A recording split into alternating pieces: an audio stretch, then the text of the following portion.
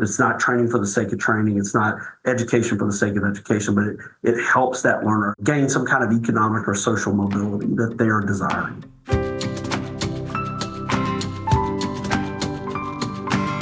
I'm Celisa Steele. I'm Jeff Cobb, and this is the Leading Learning Podcast. In the U.S., higher education institutions are increasingly interested in serving non-traditional students, in providing credentials beyond degrees, and in using online learning to extend their reach beyond physical campuses. As those changes happen in higher ed, ripples are created that impact the learning business landscape. Luke Dowden is the Chief Online Learning Officer at the Alamo Colleges District, located in San Antonio, Texas.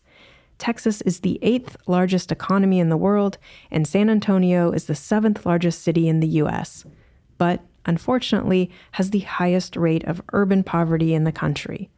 The chancellor has established a moonshot for the Alamo Colleges District to partner to end poverty through education and training. In this episode, number 426, Luke talks about the good and the bad of online learning becoming an established part of higher education, and he cites online learning's promise of access and agency while not ignoring questions of quality and connectedness. Jeff and Luke also talk about digital credentialing, non-credit offerings, credit for prior learning, and partnerships between higher education and other organizations serving the third sector. Luke points out that competition for attention is often the fiercest competition any learning provider faces.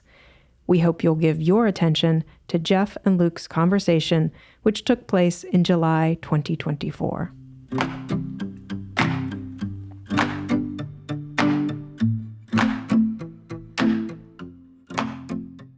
Your title is Chief Online Learning Officer. I mean, a couple questions related to that.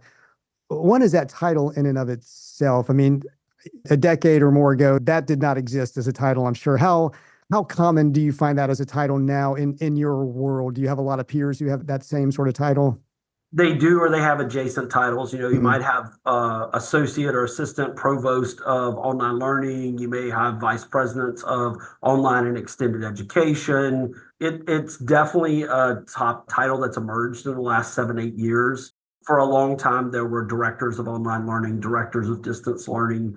But as more and more institutions adopted online learning, and this has been nice to be in the industry and see this emerge, you've seen titles that really indicate a strategic nature behind them. So it's not just the operations. So for those of us that have been in online learning for over 15, 20 years, there's a deep set of operational acumen that you need, right, to run a successful distance online extended learning program. That's this elevation of chief, right, or vice provost or vice presidents of online learning really signals the importance, the strategic importance to an institution. Certainly for us, the Alamo College District, of those 72,000 students, Jeff, almost 16,000 were fully online this past fall. So you can see just for our organization, but if you look at some of the other trends and the iPads data, you can see the growth of online learning. And this was before COVID. I mean, a lot of people, and rightfully so, we did see a number of institutions realize the benefit of having an online learning platform. We were fortunate. We were already pretty heavily invested in the infrastructure that you need, not just the technology, but the people and the training of faculty before COVID, so that we could, really tap into those resources. But hopefully that answers your question in terms of the emergence of that title. It definitely is a phenomenon. For your listeners, there's a Quality Matters is an organization that partners on a report called The Changing Landscape of Online Learning, CLOE. And the CLOE report has been tracking the changes over time and the emergence of chief online learning officers. And there's a researcher that has been tracking these roles for quite some time. Well, and that kind of relates to my second question, because, I mean, obviously at this point, online learning is an established fact in higher education. It was before COVID, as you said, and then COVID kicked things up several notches, obviously. But an institution really can't exist without thinking about online learning at this point. I wonder, you've been doing this long enough. You've seen the rise of online as a part of higher education. I mean, what do you see as the good of that? I mean, this is sort of the good, bad, and ugly question around online learning becoming an established part of higher education. So I just want to be fair to your listeners. I mean, the majority of my career has been in online learning. I know that I said that earlier. I don't consider myself an evangelist. I say that very quickly. I'm as much a champion as I am a critic of online learning. I think the good is about access. And I want to also be clear that I'm not just speaking to my experience now in San Antonio. I founded an office of distance learning at a Research One in Louisiana, and I worked at a small urban community college. I worked at a regional university where I did some recruiting actually for graduate and adult programs. So when I respond to your good, bad, and ugly question, Jeff, I'm really bringing in all of that experience, right? The good is access. I mean, for some learners, learning is education is fourth. They've got family, job, taking care of parents. I talk to a lot of my colleagues and even some learners now that are part of the sandwich generation that are raising their kids, but they're also taking care of parents, or they have other extended family members that they're taking care of. So for me, the good is the access. The other piece and to some of that is democratizing learning. There are a lot of learners that just might feel lost in a big lecture classroom. So there's a sense of agency that I think online learning gives you. We definitely heard more and more from students that participate in learning in a different way because they can do it on their own time, but they're also finding agency and voice. Those are the good things. From a personal experience, I was first received on distance learning as a high school student. I wanted Spanish, and the only way to get it was in a little telephone box and a TV. You and I are recording on Zoom where it's a lot more synchronous. This was kind of, you could hear them, but there was a delay in the video. That was before compressed video, before asynchronous online learning. But that's how I got Spanish. Spanish 1 and Spanish 2. It was ported in from a university an hour away to my little small rural school. So I even think about rural learners that we serve in online learning across the United States. The bad for us, that's deficit language in my current environment. So we would say opportunities for improvement. I think quality assurance, and I spoke to the Chloe report earlier, but what I would tell you is in the 2022 report, this is a statement that I want to read because I think it's important that underscores why I said quality assurance is an opportunity for improvement. It said almost all institutions in the Chloe samples, 96%, had adopted quality online standards. So having online standards and the adoption of those is pretty high. But there's a major shortcomings in the quality assurance process of those schools that were surveyed. And that's just that it comes from a lot of different areas. Are faculty designing their courses on their own? Are they designing with an instructional designer? Are they co-designed together? Are they giving courses that are well designed? How are faculty prepared, right? What's the wraparound support for students? I think that's another area where we've put some significant energy here. So that's one. I think the other is understanding the needs of the online learner. Like, just because they're learning online doesn't mean they don't want to be a part of a community.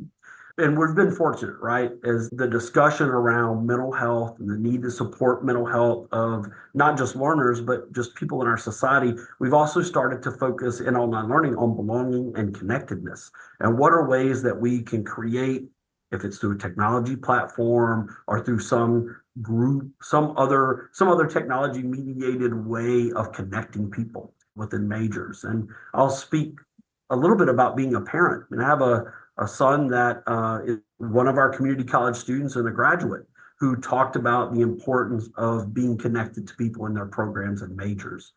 So I think that's another area that we can always improve, and then connecting those learners to the opportunity they're seeking, right? And what we may think is completion, and what we're judged on as completion, may look very different for them, right? Completing a course may be the goal for that learner. So I think understanding their goals as well is another area. So hopefully that's helpful to your listeners.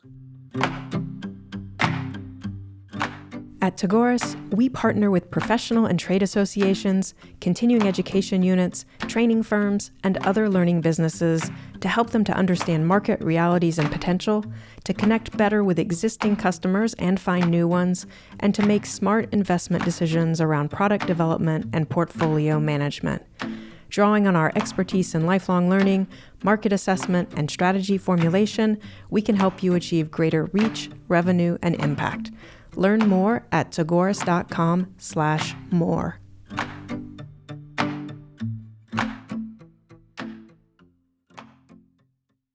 Very often online learning, and I think even face-to-face these days, colleges are often not serving what we think of as the traditional college and university student anymore. And in fact, I think those are actually in the minority at this point. So whether online or off, I'd love your perspective on how well higher education is rising to that challenge of looking beyond the sort of stereotypical traditional learner and serving the lifelong learner. What are some of the main challenges they're facing with that?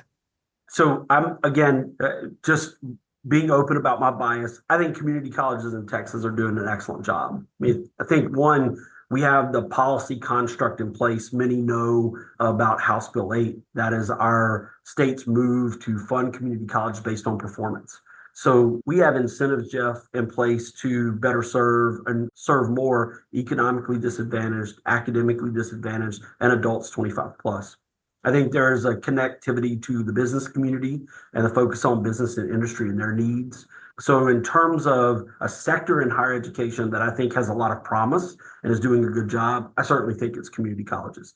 Doesn't mean that others aren't needed, right? We need different types of institutions for different types of learners. And I don't think we talk enough about that in some of the narratives in the dialogue, is that I have a lot of respect for private institutions and the liberal arts and what they provide. I have a child that is in that learning environment, while I have another child that needed the community college and wanted the hands-on and wanted to be able to work and learn at the same time, right? As we think about work-based learning.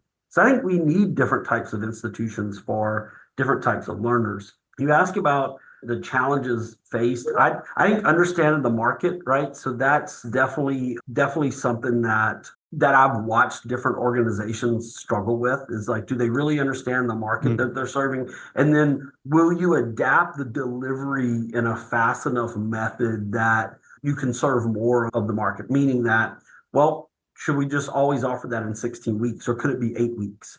If we do it in the summer, one of the institutions I was at, I said, we want to do what we do in the summer twice in the fall and twice in the spring. And people just kind of looked at me funny, because we would have an 8-week session in the summer and 2 4-week sessions. I said, we just want to do what we do in the summer twice in the fall and twice in the spring. And I said that enough that that's when I left that organization, that's what they were doing. So you can create a self-fulfilling prophecy. And what I mean by that is, like, create the conditions that you are doing something, but you're maybe just doing it over here, and you need to think about your calendar or how you approach the rhythm or the different options and the different configurations of learning. Like, could we just have, in Oklahoma one time, there was 52 Tuesdays. So 52 Tuesdays, if you come, you can earn your degree, right? And so I still think that there are those opportunities to improve. A couple of the other challenges to your original question of adapting one and understand the market is, you do have people that stop in and out, right? So when you work with folks that are learners, that learning is not going to be the first priority because of other priorities in their life, then you have to create a way for them to come back in easily. And a lot of the work that I did at the last institution in Louisiana was really around designing for people to stop out, expecting that, and creating pathways for them to come back in. And then I think the hardest part is that there's a lot of competition for people's attention.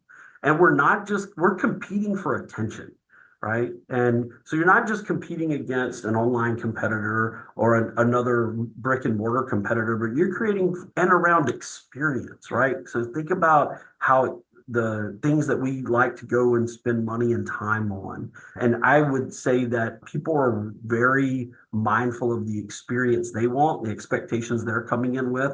So I think there's also a new set of expectations that learners are bringing with them based on what they're experiencing with other, we'll say, with other services, right? Yeah. I do think that we often talk about that competition for attention, not just being competition with other providers, other businesses, and also that whole issue of really understanding your market, because organizations just do struggle with that, understandably, but it is something that most need to put more effort into.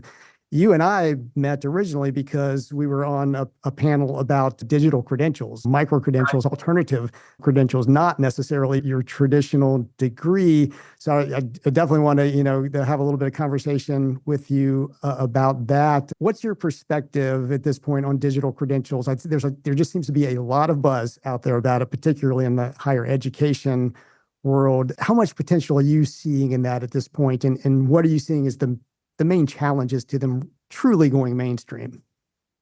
There's been a long history of continuing ed in this country, and digital credentials and micro credentials in many ways are an extension of that. And so I want to lend appreciation to the history that we've had, good, bad, indifferent, around continuing professional education, because that as a field has been well established, but it's always been to the side and not in the mainstream of higher education. And what digital credentials and micro credentials have really pushed themselves into the mainstream. Are they mainstream yet? No. Do they garner a lot of attention? Yes. For me, for them to become mainstream, organizations like mine, and I'm very proud of our approach, and others really put learners at the center of what we're trying to accomplish with micro credentials, digital credentials, alternate credentials, whatever you want to call them. And we understand learners are struggling in the job market to articulate the skills they have, to quickly upskill and develop new skills, and to have evidence of skills. And to the extent that digital credentials help someone provide evidence of something they have, realize a skill that they have, or gain a new skill, they're going to become important. But I think it's important to talk about the learner and the benefit to the learner, and then their connectedness to whatever job or next learning opportunity that it's going to go to. We reached a point in our work there. We had started with digital badges, right, around marketable skills, because companies kept saying people don't have oral communication, written communication, critical thinking, teamwork, collaboration. Those were the top, right, regardless of industry. Didn't matter if it was advanced manufacturing, IT, healthcare. It was the same list. So we started there, but we reached a point where we had to stop talking about badges. We still will report numbers, but we had to talk about skills, because skills were what mattered to the learner and what mattered to the employer. So to the extent that we stay focused on skills and the badge or the micro-credential, the professional certificate doesn't become the thing, then I think that's where we'll realize the potential. The challenge, though, is that the technology is still emerging around badging and pathways and skills wallet and comprehensive learner records and ecosystems. It's dizzying. It's dizzying for us that are in that ecosystem, and for learners trying to navigate, like, what platform do I put my information on? And will that be consumed by human resources information system, which are significant barriers to digital credential adoption, right? I mean, we know that. I really believe the first human resource information system that has large scale adoption, that really starts to ingest these type of records, that will be the game changer for us. Conversely, and we know this from spending time with SHRM, so the Society for Human Resource Managers, right? The majority of companies in the United States are not very large companies. They're not. They're small companies who may not have a human resource information system at all. So how will they value digital credentials? Again, we're fortunate that SHRM, that serves like a medium to a smaller business, is involved in this work. But I think there's lots of challenges to adoption, and not to mention the language that we use, right? We've got a new set of words around upskilling, reskilling, short-term training, digital credentials, digital wallet, that in our work, and we were fortunate, we worked with chambers of commerce that said, Luke, we don't care what you call it, but whatever you call it, you have to explain it to us. So for higher ed organizations or any organizations, especially those that you work with, Jeff, the language is important, and you have to own the need to educate people about it. So hopefully in that response, and I know it's a little long-winded, you can see the layered set of challenges with digital credentials being mainstream. Yeah, and I definitely I hear you and appreciate the challenge on the employer side of just being able to make use of those credentials in a scalable way. That is going to change things once we do finally tip on that. On the higher education side, I mean, you can tell me how much this is connected or not, because you're more ensconced in this world than I am. But We find, particularly when we're talking with some of our association clients and they want to work with higher education, they always run into issues because, if they're dealing with an accredited institution that's going to grant credit for a learning experience, that's automatically a stumbling block. It slows things down, that something has to go through this system where you're going to earn credit for the learning opportunity. Are you seeing more openness to or focus on non-credit learning opportunities in higher education and those potentially being reflected in digital credentials? I mean, how to what extent do you see those connected or not? And regardless, is there more openness now to non-credit type activity in the higher education world? I think it depends on what group of higher education employees you talk to, right? Faculty, it varies at type of institution, by discipline, by part of the country. So it varies. Staff members the same way.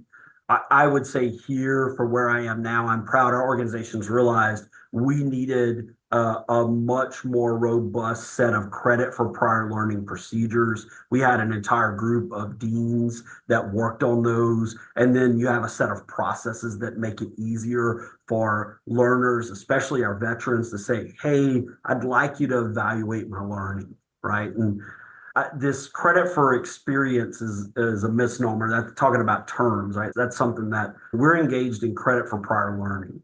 So I would say, I don't know that I've seen a change. I know that if you do work in digital credentials, you recognize very quickly you need robust credit for prior learning procedures, practices, policies, and systems so that you can help move that learning. I do think there is a greater recognition of this false wall that we put between non-credit and credit. It's learning, right? And how do we value that to keep people moving towards credentials? Credential attainment's important. And you know this, Jeff, and I know this, but you ask any economist or you look at the Center for Education and the Workforce, and they will show you the lifetime earnings of someone with more credentials over time. And of course, it's even greater in certain disciplines, business, engineering, computer science, etc. But still, the difference in someone with an associate's degree and their lifetime earning over someone with a high school diploma, is somewhere in a conservative nature of $500,000. And then it grows from there. So, credentials are important. They are. And the half-life of skills, right? You and I both know there's a constant need to replenish your skills because technology just takes care of that skill that you had. It serves that purpose, and you need to recalibrate, right? Your own self-worth and your own ability to function in a new environment with a set of new realities. So I know that's a long answer to that question, but it's just some things that I think about in this interconnectedness of the credential and the acceptance of learning. I really hope we break that. We stop talking about non-credit and credit at some point. We're not there. Yeah. I do think there are organizations that are certainly moving in that direction. And those will be the organizations that survive the enrollment cliff that many of our colleges and universities in the country are facing.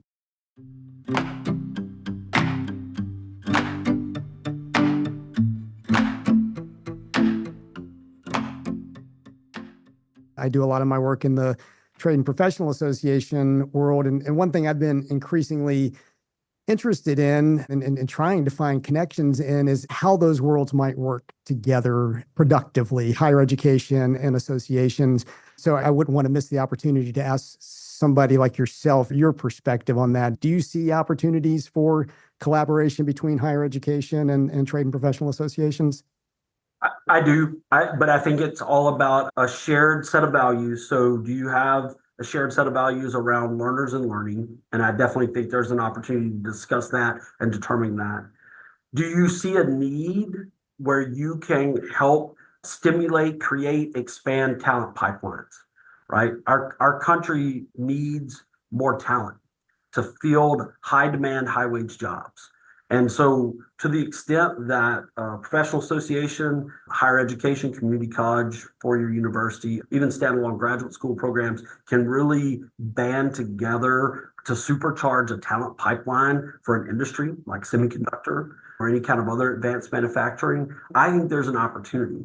but I think it's around understanding the pathway. Like, can we help create a pathway? Can we bring the curriculum and the learning design? Can you bring the wraparound support? Because when you begin to serve different type of learners, right? We haven't talked about segments within the adult learning population. They've got different needs. They have transportation needs. They have drop-in childcare needs.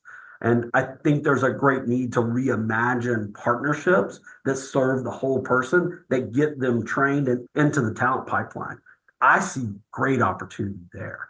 And you need all types of organizations, right? You need intermediaries, you need businesses that are at the table, you need some foundations that can invest. Maybe there are federal grants or state grants. So I do, but I live in the world of possibility.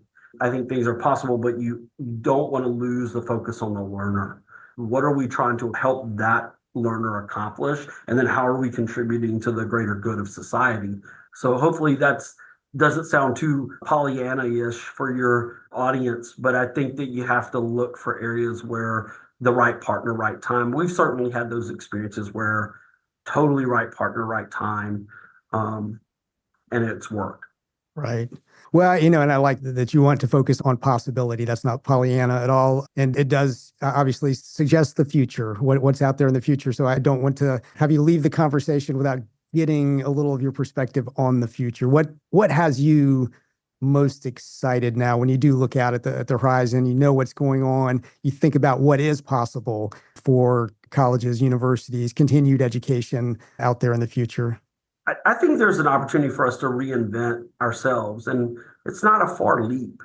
I think it's just really getting into, are the delivery mechanisms working? How do we know? It's moving from just descriptive explanation of who, what, when, but how do we analyze the data that we have on learners and then apply that to improving the learning experience? I think there are some organizations that are doing that really well. As companies move to a skills-based hiring, and we know that's still nascent, but there are significant organizations, Walmart, of course, that are involved investing in bringing others to the table around hiring based on skills and how we adjust to ensure that our learners, whatever credential we award, they can speak to their skills. They can tell you the level that they have that skill. They can give you actionable or examples, and they've got some documentation and evidence to back it up. So I'm excited about that type of learning design, but learning design just interests me in general. And then just the use of design thinking, right? So do we go through these cycles where we iterate on a learning experience and just continue to improve it? But it's really about scale. And the thing that I do have to credit Alamo with is we think about scale here, right? And how do we serve more and open up more pipelines, Jeff? What excites me is that, can it help someone get an entry-level family-sustaining wage job that then allows them to grow inside of the company? It's not a dead-end job, right? It's an entry-level family-sustaining wage job that then opens up possibilities for that learner. It opens up benefits. It opens up the opportunity for their learning to be paid for by the company, or even training inside of the company. So that excites me, right? That excites me for an individual that I may never meet, you may never meet, to benefit from something that we can create by focusing and listening to them and looking to training that does just that, right? It's not training for the sake of training. It's not education for the sake of education, but it helps that learner gain some kind of economic or social mobility that they are desiring.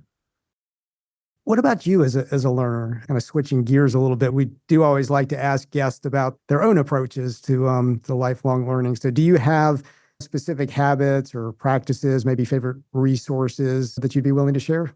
I get a lot of learning from LinkedIn. So I'm not an influencer. I don't get paid by LinkedIn, but I really enjoy watching what others are engaged in. From time to time, I really enjoy participating on panels, Jeff. That's how we met. I get to expand my network. I really like that. I'm a connector. And so I like to expand my network. So I really learn by what others are doing. There are times where I'll just deep dive on a topic, like I'm about to really deep dive on artificial intelligence, spend a lot of time there thinking about it. But a lot of my learning is with engaging. I'm not consistent. My learning style will flip. A couple of years ago, was heavy into podcast. feel myself entering kind of that learning again because I'm in the car a lot. But those are really it. It's definitely through professional associations and engaging in conferences and panels, as traditional as that sounds. Like I said, I'm a chief online learning officer, and I still like to see people face to face. But I think podcasts are important. I think connecting and networking with people on LinkedIn, and then just engaging with my colleagues here and being present when people are presenting and learning so much that I can about the field of education, and definitely community colleges I maintain a strong interest in.